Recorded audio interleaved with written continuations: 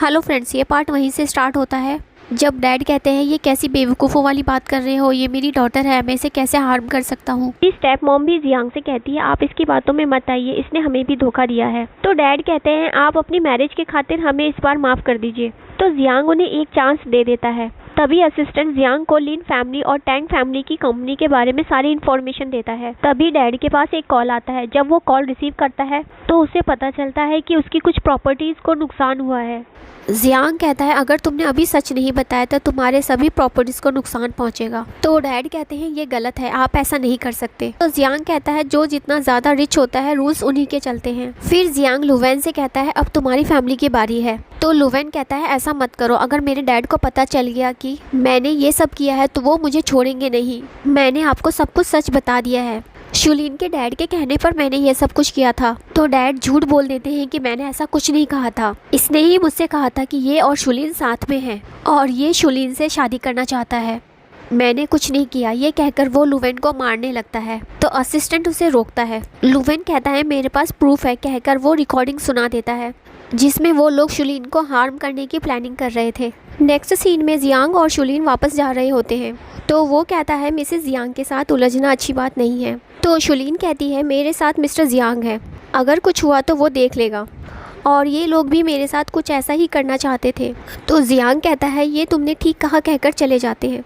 इसके बाद शुलिन अपने ऑफिस जाती है और वहाँ पर उसका असिस्टेंट उसकी मॉम की कुछ चीज़ें लेकर आता है और बताता है जब 10 साल पहले आपकी मॉम यहाँ थी उनकी कुछ इन्फॉर्मेशन इसमें है, लेकिन वो बॉक्स लॉक होता है। तो असिस्टेंट कहता है क्या मैं लॉक ठीक करने वालों को बुला दूँ, लेकिन शुलिन मना करते हुए कहती है मैं नहीं चाहती मेरी मॉम की चीज़ें डिस्ट्रॉय हो।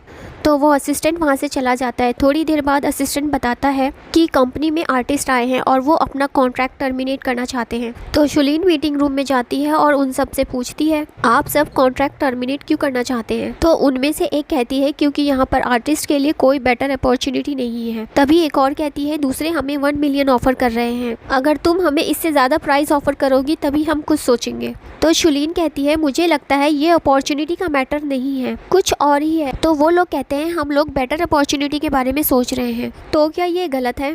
शुलिन कहती है इसमें कुछ गलत नहीं है, लेकिन तुम लोगों ने 10 साल के लिए कॉन्ट्रैक्ट साइन किया था। अगर तुम लोग ये कॉन्ट्रैक्ट बीच में ही टर्मिनेट करना चाहते हो तो कॉन्ट्रैक्ट के अकॉर्डिंग तुम लोगों को 3 टाइम से ज़्यादा कंपनसेशन देना होगा।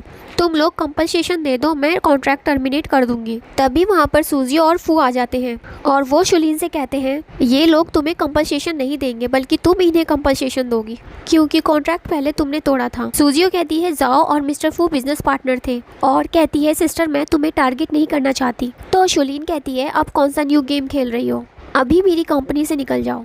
तभी फू शुलिन को कॉन्ट्रैक्ट पेपर दिखाकर कहता है इसमें मेंशन है कि आर्टिस्ट को प्रॉफिट में से 45% मिलना चाहिए, अगर ऐसा नहीं हुआ तो ये कॉन्ट्रैक्ट वैसे ही टर्मिनेट हो जाएगा। सूजियो कहती है तुम्हें क्या लगता है जाओ काइंड है इसलिए उसने कंपनसेशन में तुम्हें ये कंपनी दे दिया, लेकिन मैं ऐसा नहीं होने दूंगी। और सभी आर्टिस्ट को कॉन्ट्रैक्ट की बात करने के लिए अपने साथ चलने के लिए कहती है, लेकिन उनमें से एक आर्टिस्ट नहीं चाहती। तो सूजियो पूछती है तुम हमारे साथ नहीं आओगी। तो वो कहती है वो इसी कंपनी में रुकना चाहती है। सूजियो कहती है बाद में रिग्रेट मत करना, कहकर चली जाती है और वो उस लड़की को गलत इंटेंशन से देख रहा था। इसके बाद जियांग और शुलिन साथ में डिनर कर रहे होते हैं।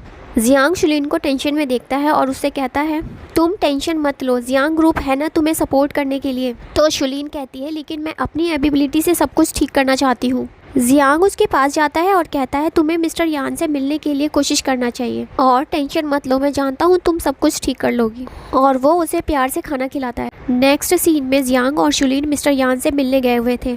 मिस्टर यान शुलिन को देखकर कहते हैं तुम तो बिल्कुल अपनी मॉम की तरह दिखती हो। फिर शुलिन उनसे अपनी मॉम के बारे में पूछती है तो वो बताता है कि जब तुम्हारी मॉम का एक्सीडेंट हुआ था तब हम सब अब्रॉड में थे, मुझे ये बात बाद में पता चला, पर तुम्हारी मॉम ने मुझे एक्सीडेंट से पहले कुछ भेजा था और वो उसे एक बॉक्स देता है। शुलिन जैसे ही वो बॉक्स खोलती है तो उसमें एक की होता है। मिस्टर यान बताते हैं ये की शायद तुम्हारे काम आएगा, लेकिन तभी उन्हें कुछ काम आ जाता है तो वो अपने एम्प्लॉय को उससे मीटिंग करने के लिए कहकर चला जाता है, लेकिन एम्प्लॉय तो शुलिन से ही फ्लर्ट करने लगता है और जियांग ये देखकर जेलस हो रहा होता है। इसके बाद जियांग शुलिन को समझाता है तुम टेंशन मत लो, सब ठीक हो जाएगा। तो वो कहती है अगर मेरी मॉम मेरे डैड से नहीं मिली होती तो शायद वो आज जिंदा होती और खुश होती। जियांग पूछता है क्या तुम मेरे से डरती हो? सोचो अगर ऐसा नहीं होता तो मुझे तुम जैसी लवली और ब्यूटीफुल वाइफ कैसे मिलती। शुलिन कहती है ये तुम कैसी बात कर रहे हो, अगर मैं नहीं होती तो कोई और होती। तो जियांग उसे किस करता है और कहता है मेरी वाइफ सबसे यूनिक है, उसकी कोई बराबरी नहीं कर सकता। और यहाँ पर ये पार्ट खत्म हो जाता है।